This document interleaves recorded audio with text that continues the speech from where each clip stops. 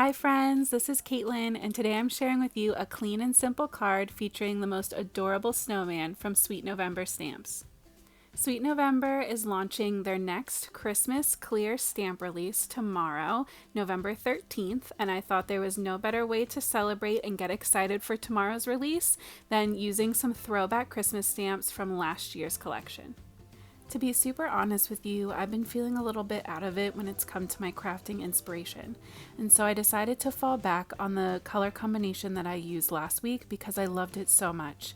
So I grabbed my spray stains in Salvaged Patina, Prize Ribbon, and Villainous Potion and added in some clean clear water and a little bit of this really pretty Pewter Mica spray. And you can see I'm just going back and forth layering the colors, spraying just kind of anywhere. I also really enjoy just kind of doing half sprays so you get more of that like thicker, splotchier instead of like a fine mist. It's really beautiful. Then I went in with my embossing tool and just kind of used it to heat everything up and help dry out my paper. I am working on watercolor paper for this part, and the best thing is I'm only planning on die cutting out a small section of this, so I'll be able to use it for many different cards in the future as well. So I grabbed my Frosty Feet stamp set, and I'm using my absolute favorite snowman out of this set. He is so cute. He looks like he's jumping up into the air. This whole set is meant to be like dancing sweet snowmen, but I'm telling you, there's something about this snowman that just speaks to my heart. He makes me so happy. I did stamp it twice, but that's because the first time I think there was a little lint or something on my stamp, and so it came out a little bit splotchy and had like an extra little line. So I just spun my paper around and then stamped it again. And today I am using the Copic Express It paper. I'm loving this paper lately. It helps everything to blend out, and especially anytime I'm doing this kind of white and gray blend, I feel like I get a very smooth blend from my lightest marker using my colorless blender, smoother than I've gotten on any other paper I've ever used. I'm going in with a neutral gray to start adding in my shadows, but I'm going to change it up and switch everything over to some BVs to start adding in more of my shadows and blending them out. I really thought with all of the blues and purples of that background that tying in those really pretty light purples and then blues with the scarf would be a really fun way to keep it kind of monochromatic, all in that cool undertone. And that's really a fun thing about snow and snowmen is you really can play up different shades. It doesn't just have to be plain gray. I really love kind of adding in touches of the purples or blues or even like pinks depending on the sky that you're doing if you're doing a scene. So don't be afraid to add a little bit of color to your snow. It gets kind of boring just leaving it gray and white, and adding in those BVs for me is a really safe but fun way to add in a little hint of color.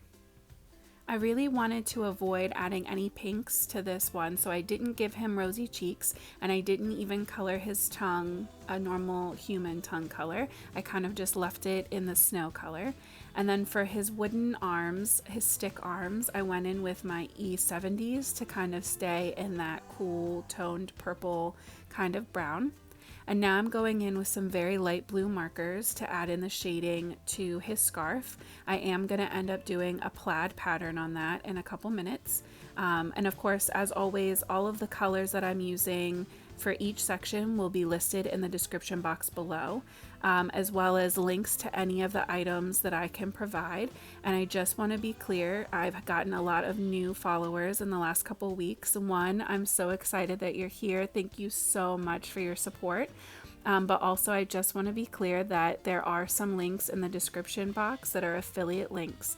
And all that means is that if you make a purchase after going through one of those links to a site, that I get a small percentage. It doesn't cost you anything, but it does help to support my channel, and I really appreciate it, but also no pressure. So just throwing that out there. But as always, like I said, any colors for any of the products I'll be using, the spray stains, all of my markers will all be listed in that description box below.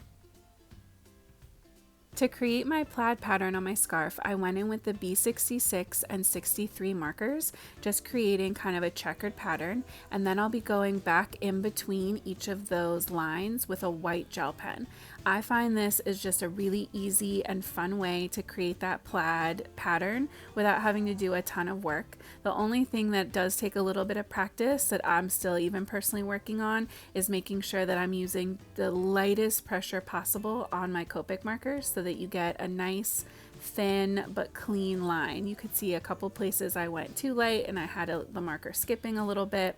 But also at the end of the day, nobody's gonna care if you have a little skip here or there. This is such a cute image. You can't help but smile. You could literally not even color him in and he would just make you smile.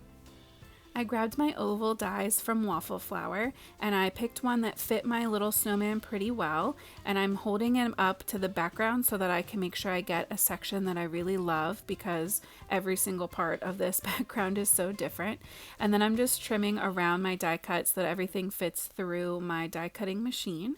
And I saved the rest of that watercolor paper for future projects. Then I grabbed one oval frame bigger and I cut that out of a plain gray cardstock just to give him a little bit of a frame. I decided to adhere everything flat, but you could always add a little dimension by putting foam tape between these layers. I just really thought that the color kind of stood out enough and I wanted to keep this as clean and simple as possible. I glued everything down using my liquid glue, and that way I had time to wiggle each layer around to make sure that it was lined up exactly how I wanted it. And this die set doesn't have any sentiments in it, which really doesn't bother me because I have so many sets that have just sentiments in them. But I also love this set because it encourages me to use things like my sentiment strip sets from Simon Says Stamp. So you can see I keep all of my different sets all together in one clear pouch. And I'm going through to find my different holiday ones, just trying to pick out a really cute little sentiment. Most of the ones that I have are the reverse sentiments, where it's black with the white writing. Those are my favorite. I love how they stand out. You can foil these, but I don't have a heat foil machine yet. It's on my list. It's something I've been considering. But these are so easy because you can just trim them down. You can see I cut that little strip off. I thought because my snowman looks so happy that this would be the perfect sentiment. And because I don't have a foil machine, my favorite way to jazz these up is to take a coordinating Copic marker that goes with my little scene and coloring over the white space. So I just made this one light blue and it helps to kind of pop. I also decided to make my inside sentiment colored, and this is a little sneak peek of something that's coming tomorrow. This sentiment step might be from a stamp set that's coming out tomorrow that I snuck in a little bit early. I went in and added that sentiment in a dark blue ink to the inside, and then I laid down my main oval to the front of my card panel. And I did decide to pop up my reverse sentiment strip that says the happiest season of all with a little bit of foam tape so that I could tuck in my embellishments. I do love how that looks. I did leave in me fiddling with my embellishments. I try to leave that in for you guys so that you can see that what I mean when I say it doesn't come easily for me, but I also try to speed it up because I feel like that's something that's not super exciting to watch. But after I adhered my sentiment, and I did pull out my T-ruler to make sure that this was nice and straight. I feel like with simple cards, you really have to make sure that everything is as lined up and even as possible. Just because there's less things to distract from it if it's a little bit off. And then I grabbed this new gorgeous embellishment set sequin mix from Possum Stamps. This set is called the Winter Snow Sequin Mix, and it has this great mix of sequins that are snowflake shaped as well as traditional round sequins. And so I picked out 3 of the smaller to medium blue-green iridescent snowflakes, and I'm going to adhere those down with my liquid glue. I think it brings everything together and gives this really beautiful gleam to the card. I talked over it earlier, but the inside of the card says, "May your heart be filled with the joys of the season." And I just feel like this card is so joyful and it fits the scene so well. I hope today's video also brought you some joy and helps get you inspired for making all those Christmas cards I know everyone's busy working on. I want to say thank you again for all my subscribers. This week we hit 500 in our crafty family, and I'm absolutely blown away by your support. I hope that you guys have a great night, and definitely keep an eye out for an exciting new video coming tomorrow at 3 p.m. Eastern. And until then, happy crafting.